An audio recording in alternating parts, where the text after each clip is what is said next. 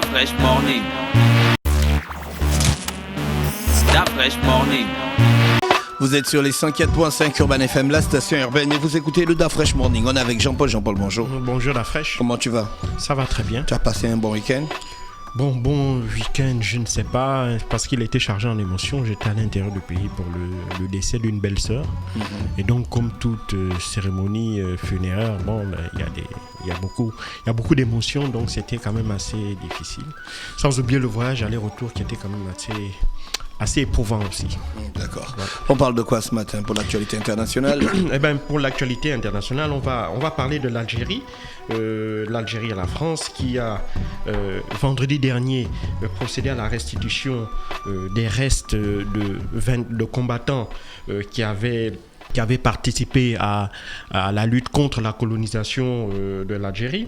Il ne faut pas oublier que depuis l'indépendance de l'Algérie, en 1962, les historiens parlent beaucoup de la guerre d'Algérie qui a duré de 1954 à 1962, mais on parle beaucoup moins de la colonisation elle-même. Il faut savoir que la colonisation de l'Algérie s'est faite de manière forcée. La France a conquis l'Algérie durant environ 40 ans, entre 1830 et 1871. Et donc, c'est cette période de colonisation-là qui est assez mal connu. Alors, pourquoi on s'intéresse aux 24 corps qui ont été enterrés hier? Parce qu'il faut aussi ne pas l'oublier. Hier, c'était le 5 juillet et c'est le jour de la fête d'indépendance de l'Algérie.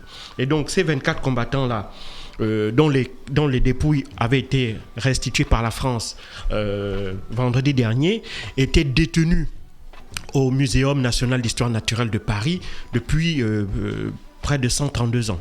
Alors, donc la France a décidé de restituer ces corps-là parce que c'était déjà une promesse faite par Emmanuel Macron lorsqu'il était arrivé en septembre 2017 en visite officielle en Algérie.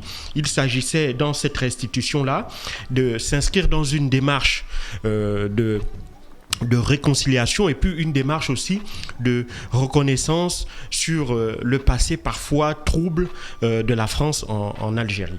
Il ne faut pas l'oublier que ces 24 corps-là étaient des corps qui avaient été demandés depuis de nombreuses années par le gouvernement algérien, qui avait demandé à être restitués, parce qu'ils estimaient que les dépouilles là étaient des personnes qui s'étaient battues contre la colonisation en Algérie. Il ne faut pas l'oublier que le 26 novembre 1849, il y a d'abord 6000 soldats français qui sont déployés en Algérie, qui sont dirigés par le général Émile Herbillon, et ils vont se lancer à l'assaut de Zacha, qui est un oasis fortifié situé au sud de Constantinois. Donc, les insurgés, les forces algériennes en face sont dirigées par le cheikh Bouziane. Ils comptent environ quelques centaines d'hommes. Alors, durant plusieurs jours, ces troupes-là vont faire face aux forces françaises, mais malheureusement, cette plateforme-là, cette oasis, va finir par tomber dans les mains des Français. Et donc, la plupart des combattants algériens, il en restait environ une vingtaine, vont être fusillés. Et le cheikh Bouziane et 24 autres on pourrait dire, considérés comme étant des officiers de ces forces algériennes-là, les corps ont été, après avoir été fusillés, ils avaient été décapités et ces têtes-là avaient été ramenées en France où elles étaient conservées au Muséum national d'histoire naturelle de Paris. Et donc, c'est, si tu veux, en ouvrant cette page-là de cette histoire, en ouvrant cette page de cette zone trouble de l'histoire de la France en Algérie, les autorités françaises s'inscrivent dans la démarche qui avait été, comme je l'ai dit plus tôt, faite par Emmanuel Macron, une démarche de reconnaissance des méfaits de la colonisation, notamment en Algérie. Il ne faut pas l'oublier que lorsqu'il était candidat à la présidence de la République, toujours en Algérie, Emmanuel Macron avait qualifié la colonisation française en Algérie de crime contre l'humanité, ce qui avait même soulevé l'ire de certains hommes politiques, notamment de la droite. Et donc, En restituant ces corps-là, les autorités algériennes ont salué cela comme étant un grand pas, mais ce n'est pas suffisant parce qu'il y a beaucoup d'autres dossiers qui continuent un peu d'envenimer les relations entre Paris et Alger. Il y a par exemple le dossier des 2200 disparus de la guerre d'Algérie. Il y a 2200 combattants algériens dont on ne sait pas où se trouvent les corps aujourd'hui. On sait que ces combattants algériens-là avaient été tombés entre les mains des autorités françaises. Maintenant, qu'est-ce qu'ils en ont fait? Où sont ces corps là, pour le moment, jusqu'à présent, on n'en sait rien.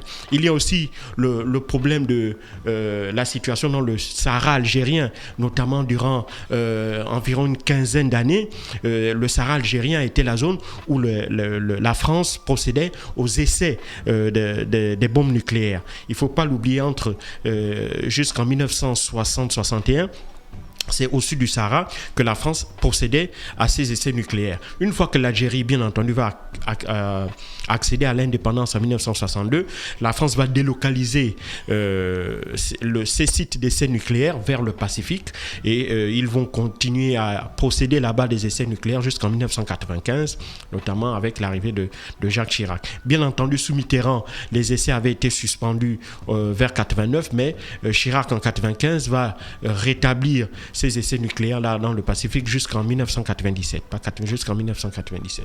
Donc, malheureusement, pour les habitants du Sahara algérien, ils continuent à subir les conséquences sur le plan biologique, sur le plan environnemental, des conséquences de ces essais nucléaires-là. Parce qu'il faut savoir que lorsque vous faites des essais nucléaires sur une zone, pour que les effets s'estompent dans cet environnement-là, il faut attendre des milliers d'années. Donc ce n'est pas pour maintenant que les effets vont arrêter. On le voit très bien, notamment au Japon, à Hiroshima et Nagasaki, qui sont des zones où il y a plus de 70 ans, il y a eu ces bombes nucléaires ont explosé. Jusqu'à présent, on continue à sentir les effets liés à ces bombes-là. Et donc, c'est la même chose en Algérie. Or, la France refuse de reconnaître sa part de responsabilité dans, si tu veux, la dégradation de l'environnement dans le sud de l'Algérie, parce que reconnaître sa responsabilité, ça voudrait donc dire qu'on peut s'exposer à des poursuites pénales et donc à être obligé de payer des réparations. Et donc, c'est justement ce refus de reconnaître cette responsabilité, alors qui fait partie des dossiers qui enveniment depuis de nombreuses décennies les relations entre la France et l'Afrique. Mais au-delà de ça, il faut même aller regarder plus loin. La restitution de ces corps-là ne s'est pas faite de manière fortuite. Il ne faut aussi pas oublier, depuis 2011, les autorités algériennes avaient mis une pression constante envers les autorités françaises pour la restitution de ces 24 corps-là. Malheureusement, pour le continent africain, il n'y a pas que l'Algérie qui a des objets, qui a des reliques qui sont détenues en Europe. De nombreuses reliques sont détenues africaines, des reliques, des objets africains qui ont une valeur culturelle, sentimentale extrêmement importante, qui sont détenus depuis des décennies, voire des siècles dans des musées en France, notamment au niveau du Muséum national d'histoire naturelle. Et donc, cette question-là doit plutôt aussi nous interpeller, nos gouvernants et nous, citoyens africains, à l'importance de nous intéresser à l'histoire de nos pays et à l'importance de se battre pour demander, comme l'Algérie l'a fait, la restitution des biens culturels qui sont détenus en France. Le Gabon n'est pas en reste. Nous avons des masques qui sont des reliques qui sont détenus en France depuis de nombreuses décennies. Malheureusement, je ne sais pas si de l'histoire récente de notre pays, on a déjà entamé un début de commencement de moindres démarches visant à restituer, à reprendre possession de ces biens culturels-là. Le Cameroun, c'est la même chose. Le Bénin, l'Afrique de l'Ouest, de manière générale, c'est la même chose. Il faut que la restitution de ces 24 corps-là montre en entamant une démarche constante, en négociant, on peut parvenir à récupérer ces biens culturels-là. Et donc, il faut, au-delà, c'est ce qui est vraiment important, ce qu'il faut retenir, c'est-à-dire que dans ces corps qu'on a restitués là, c'est l'Afrique qui récupère une partie de ses biens, une partie de ses enfants qui sont morts pour défendre le sol algérien, pour défendre le territoire algérien. Et donc, ces corps-là, ces martyrs-là qui ont été enterrés, doivent être le déclencheur d'un nouveau processus qui, je l'espère, va permettre aux autres pays du continent africain, dont les biens culturels, dont les reliques, dont des objets, je prends par exemple le trône du roi Béhanzin, au Dahomey, le Bénin actuel, qui est encore détenu en France jusqu'aujourd'hui.